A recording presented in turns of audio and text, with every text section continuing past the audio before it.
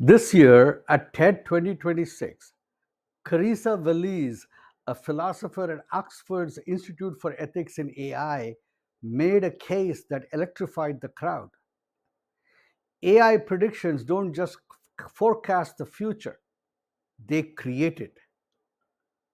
And in this, she touched upon a truth that was first declared 5,000 years ago and something that I have repeatedly insisted upon in the past. There is no such thing as past, present, or future. All that we have is a linguistic description that we label as past and future. You merely describe what you remember and call it your past, or you describe your hope, plan, fear, or expectation and call it your future. Even the instant that you describe as your present is never ever your present, because by the time you describe it, it is only your past, no matter how fast you try to do that. Our lived reality is a constructed domain and it is a temporal domain. It has an existence only within language. It has a beginning and an end, and it is limited by space and time, which themselves are constructs based upon the yardstick that we use to measure them, which incidentally is the speed of light. Once you understand this, you can then understand that there are a number of roads that you can travel from this point. Einstein used this insight to create the mathematical framework of the theory of relativity. He proved that your framework of reference and the tools you use to measure and apprehend your experience creates reality, and it differs from person to person. But what Carissa Véliz was touching upon is that our use of language as a descriptor of reality has a hidden power. When enough people use the same descriptor, language functions to create reality. This principle is well known, but it's still an esoteric truth in terms of how many understand it. We live in a world of common agreement which is based on the same shared linguistic descriptors of our experience. The language at the time of Christopher Columbus was that the world is flat, and that linguistic descriptor determined the way the entire Western civilization conducted its naval and trade operations. The language in Salem, Massachusetts was that witches do exist, and that descriptor resulted in the reality of women being burned alive, which was created. The linguistic descriptor of the phenomenon of sunrise and sunset in the Middle Ages was that the sun rotated around the earth, and this language resulted in the imprisonment of Galileo, his recantation, and the burning at the stake of the philosopher Giordano Bruno. This is not merely a phenomenon of the Middle Ages, we see it even today.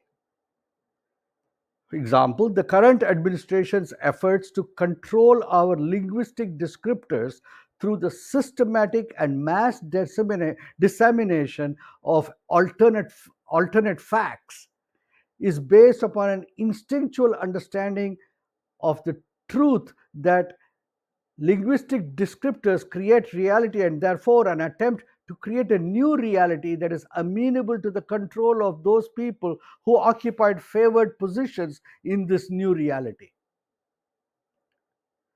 Donald Trump alluded to his instinctual understanding of this agreement based reality based upon shared linguistic descriptors in his 1990 interview with Barbara Walters.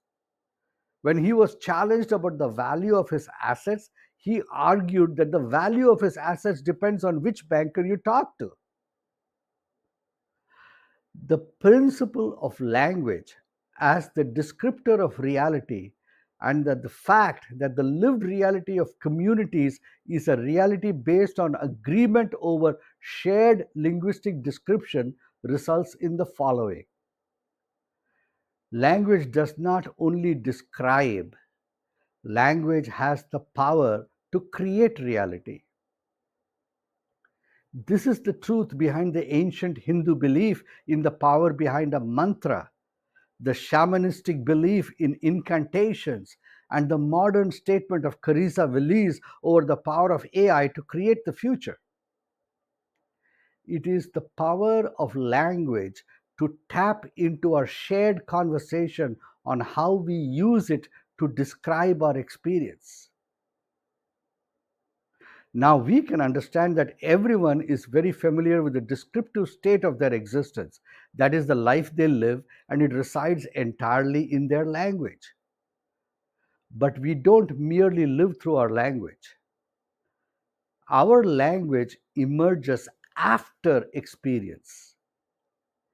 Each of us first experiences an event. It is created out of the interaction of our five senses with our environment, and then we use language to describe it. So we all ultimately have only two states of existence.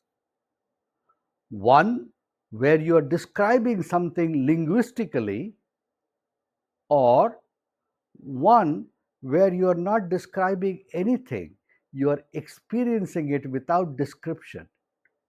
You are silent. But the other state of existence is an unfamiliar domain for most people as a course of willed action, but it is recognizable as the joy they experience in deep emotive states when they lose themselves in the experience, whether it be in a music concert or a kiss or an orgasmic ecstasy. But that domain is the source of all their descriptions, and it is the source of all power. It is the domain of being and has no name or form for itself. It is a domain that is felt as experience. It exists as space, has no beginning and no end, and it contains all time and space and all language within itself. And it declares its existence in silence. This domain is experienced naturally by everyone. It is the source of all our moments of joy, our every experience of expanded self or sense of self and being. And it is always available to all of us as the substratum of our existence, except that we experience it by accident.